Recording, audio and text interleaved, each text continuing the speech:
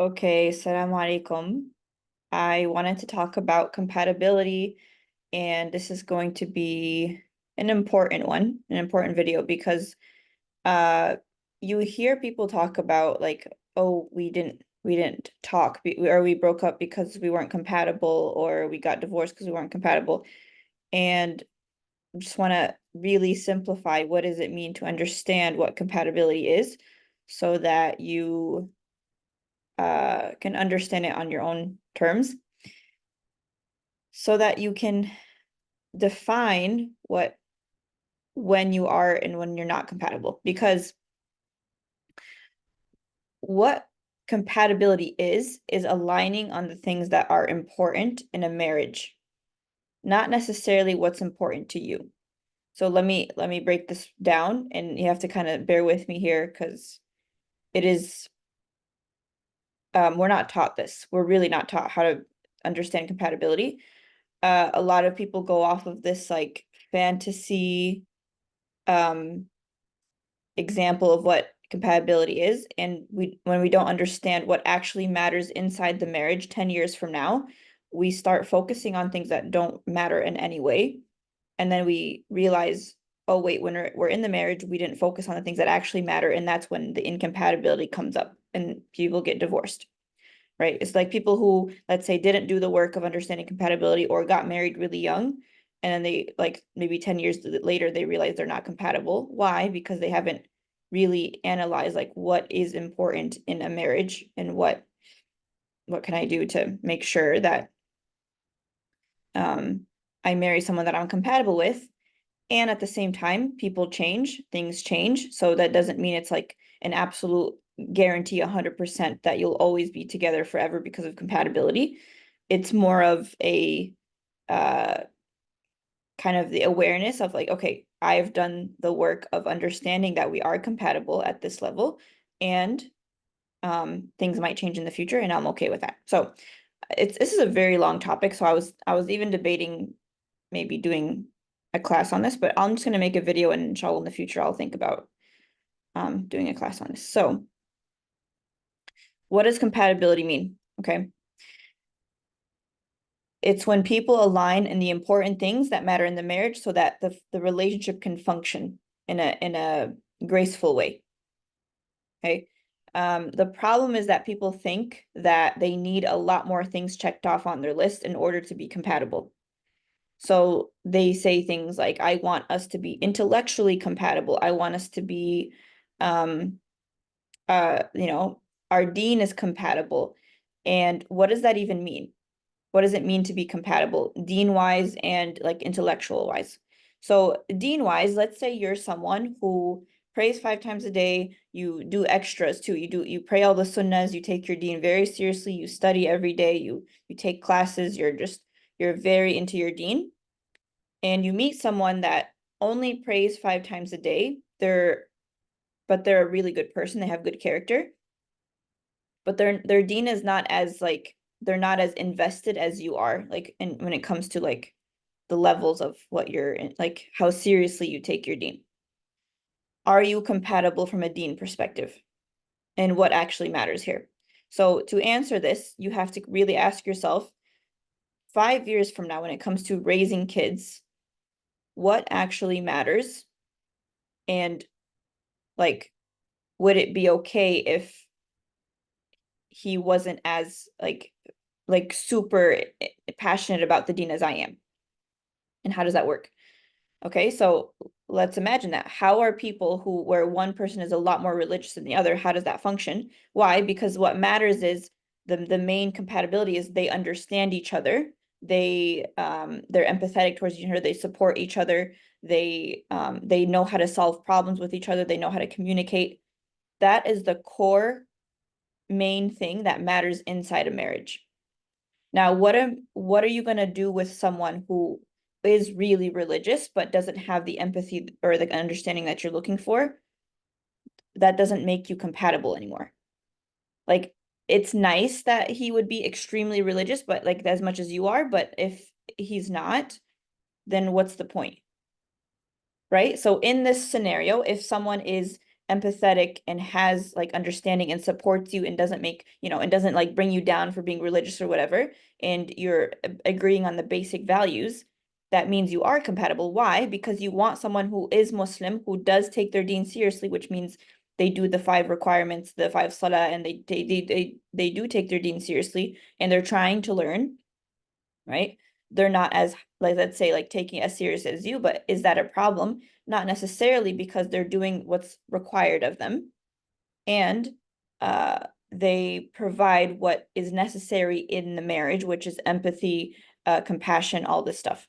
Now, what comes up is like, there are things that matter to you like a lot that you think the other person should have, right? Like if you're someone, and I'm gonna bring this up, it's more of a personal thing that I had to deal with.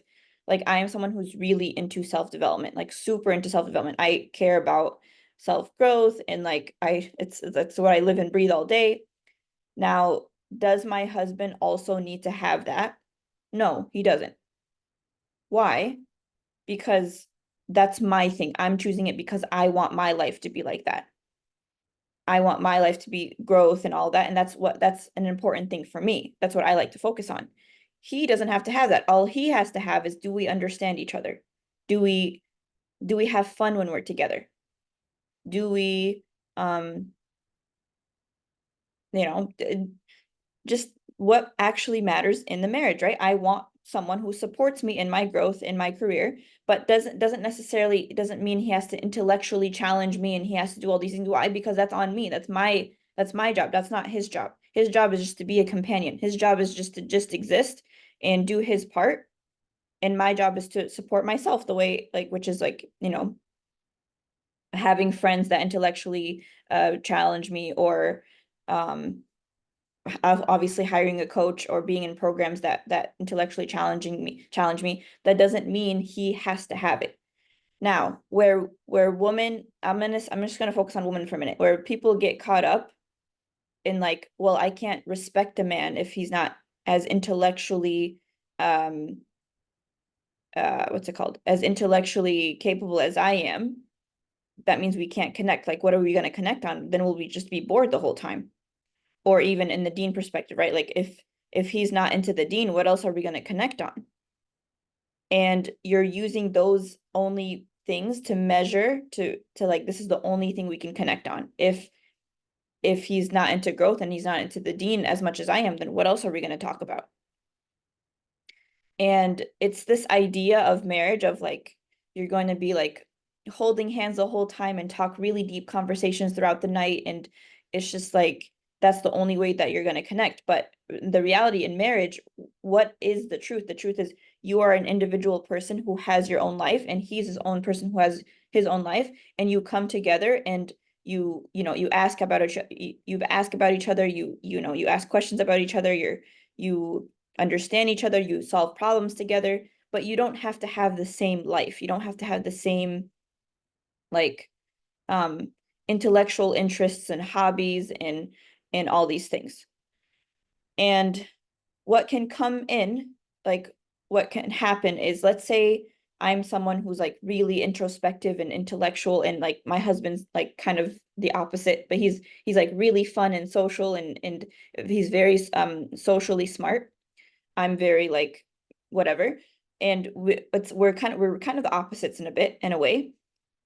But how are we compatible? Because we enjoy being in each other's presence, because he brings out the fun in me. I enjoy when like he's an extrovert and I'm an introvert. So what makes us compatible is, what am I focusing on? What are the core main things that matter? I want someone who has a good heart, who like asks about my day, who cares about me. And he's obviously, throughout the day, he's focused on his job and I'm focused on mine. And we're compatible in that aspect. Okay.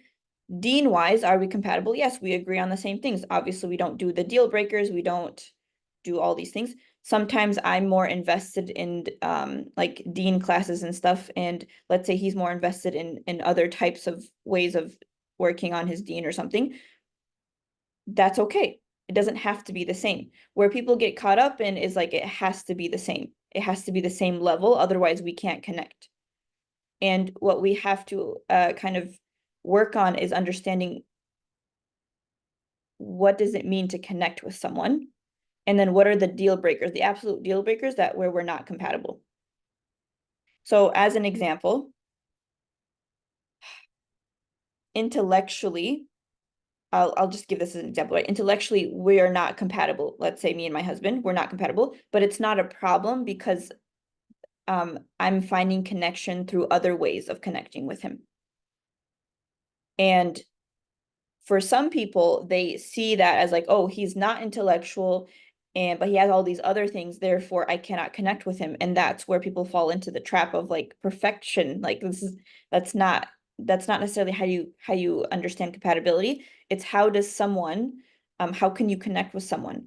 And kind of a side note here, sometimes when you see yourself as, let's say, you really good, like you really take your intellectual part of you seriously and your self-development seriously, or your deen really seriously, and it can create this like, I want to say ego of like, this is how you measure your self-worth. Like, this is how I'm like, this is, I'm up here because this is how I develop my self-worth. And if you don't work on your self-development, how can we even connect? We're on a different wavelength. But what I'm saying is you choosing to work on yourself does not make you better than someone else who doesn't choose to do it. It's just you just decide what do you want to connect with, on what basis do you want to connect with, that creates the relationship. So if you just want someone you want to raise kids with and he's a really good character or she's a really good character, she has really good character, and um you connect and you have fun together, and all this other stuff is actually just like not necessary. And I hope this makes sense and this isn't taken out of context, but really, like, do we understand each other on the things that matter? On career, on finances, on family values, on things like that. Those are the core things that matter on a day-to-day basis. Practically speaking, what does that look like? Nobody cares that you can't have political deep conversations throughout the day. Like that's not important in a marriage. You can have that with any of your friends. But in order to respect someone, how can you respect someone based off of how they treat you or how they are as a human? Not necessarily if they have this much money or this much intellectualness or this much ambition or any of that.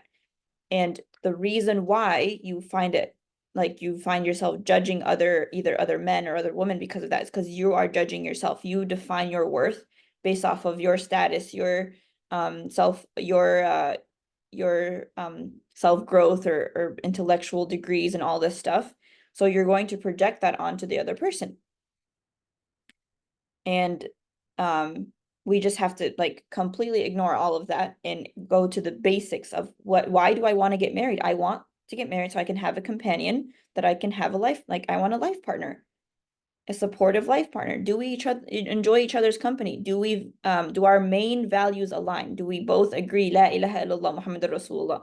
Are we both, even if we have different, let's say, madhabs, like we both, how is that okay? Is that okay? How do we navigate that? How do we navigate problems? Do we yell at each other? Do we like sit and talk to each other in a civilized way? Um, do we agree on the basic things that matter?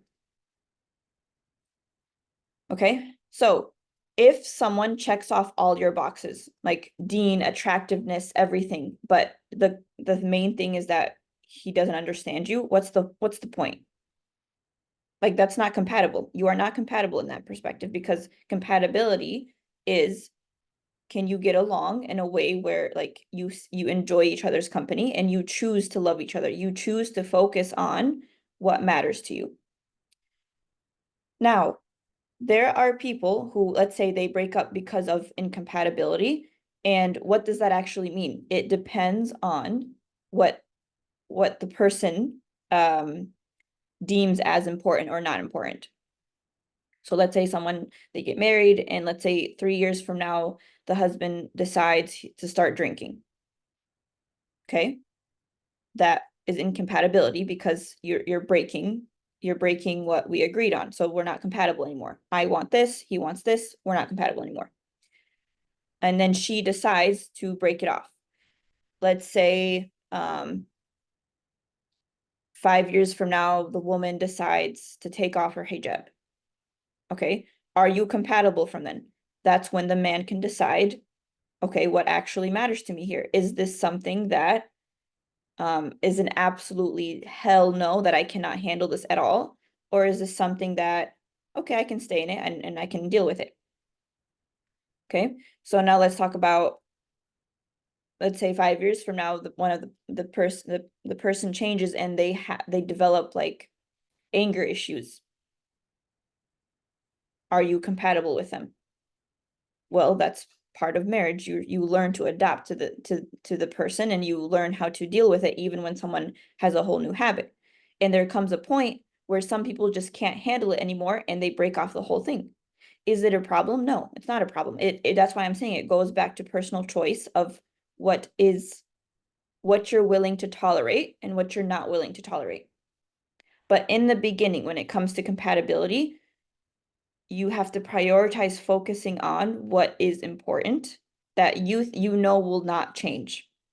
As an example, like understanding each other and the level of like kindness you have towards each other, the level of like understanding, all of that. Because here's what I'm trying to get to. With time, marriage, like as you both grow in your own ways, things do change. Like the thing that you fell in love with in the beginning changes with time. And so what is actually left that you know you're confident that it'll be like no matter what happens, I'll love this version of them, like this part of them, I mean. And all these other things are just extras. Like if he loses his job, if his dean fluctuates, if um all these things, and you're there's like a baseline that you're still okay with. That's what you need to focus on. If everything was gone and there's only this one thing left about this person, would you be okay with it? And that's how I made my decision on my husband, right? I saw he had a really like a good heart, like he cares. I can see like he's active and he like he's involved in the community when he tries to work on his dean and stuff like that. If all of that went away, if all of his like actions went away, but it just remained to him as a human, I would still like, I would love that. And that doesn't mean if something doesn't come up, like let's say 10 years from now, your husband changes his mind and starts drinking, like that doesn't mean that's never going to happen. It could happen. That's why there's so much uncertainty, but what you can control is what do we agree on right now and what can I move forward with? Because there's this obsession with like I want to make sure I'm not settling. I need to make sure he has intellectual dean, this, that, the whole package perfectly. Why? Because they think that's the only way they can be compatible and connect. When the truth is, like you only need the basic core things and everything else you can make it work. Like me and my husband were complete opposites, but we connect because I choose to see how he can like enhance my life. How? Because I'm always serious and working on myself, and he's like the more fun extroverted one. And I like that about him. And he's the opposite of me. If I got someone who also is like really into self-development, I feel like we'll both shoot ourselves because it's the only thing we talk about. And it's time to kind of like take your mindset out of what you think you need versus what you think, like focusing on what actually matters in the marriage that would make you compatible. And there's this fear of like, well, what if we get married now and it doesn't work out? Yes, that's always a possibility for everyone. For everyone that's ever married, there's always a risk of things won't work out and eventually with time you'll be incompatible. And that's your test. Like that's something that everyone can go through. It's not a disaster. You trust yourself that you will do what your part of being civilized and going through it gracefully and managing your emotions. And same thing with him. And also another kind of way to determine if someone's good for you is if you do get divorced, like how would that actually look?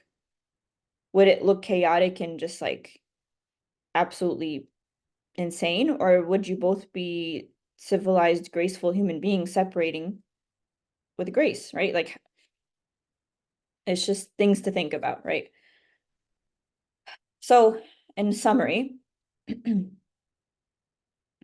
compatibility is really think of yourself 5 years into the marriage where you're struggling with kids and there's bills to pay and, you know, there's just problems to solve. Who do you want to be by? Who do you want by your side that you wish like he um he or she is there? Like what kind of qualities do you want them to have that would be nice? And let's say even the 5 years from now, right? Like this person lost their job and they're like this, and you're just stuck, both of you lost your jobs and you're in the worst of worst situations in life, and now you're stuck with each other. What actually matters? What would you like for it to be like? And my answer to that is I want to be with someone where we can figure it out no matter what, where it feels like we can figure it out and we have each other, we have each other's back, we're supportive, and that's it. It won't matter that we can't have deep conversations and like he's not fun and attractive. It's just all that matters is like, does he have the basic character that I need to feel supported in life?